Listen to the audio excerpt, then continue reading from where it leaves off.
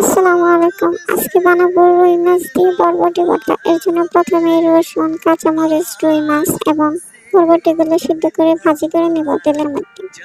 শেষে পেঁয়াজগুলো হালকা ভাজি করে নেব। এরপর কাঁচামরিচ এবং রসুনগুলো আলাদা করে তারপর বরবটিগুলো আলাদা করে নেব। এই ভর্তায় মাছ দেওয়ার কারণটা হলো মাছ দিলে ভর্তাটা খেতে অনেক মজা হয়। এর জন্য মাছ ভাজিতে গিয়ে প্রথমে কাঁটাগুলো বেছে আলাদা করে মাছটা ঝুরঝুরে করে নেব। এরপর স্বাদ মতো লবণ দিয়ে কাঁচামরিচগুলো হাতে সুন্দর করে মাখিয়ে সাথে রসুনগুলো মাখিয়ে নেব। মাখিয়ে নেওয়ার পরে পেঁয়াজগুলো একসাথে মিক্সড করে নেব। পেঁয়াজগুলো মিক্স করার পরে বরবটিগুলো হাত দিয়ে খুব সুন্দর করে মাখিয়ে নেব, যাতে একটু গলা গলা ভাব হয়। যতটা মিহি হবে কত খেতে ততটা মজা লাগবে। এরপর মাছগুলো দিয়ে মাখিয়ে নেব।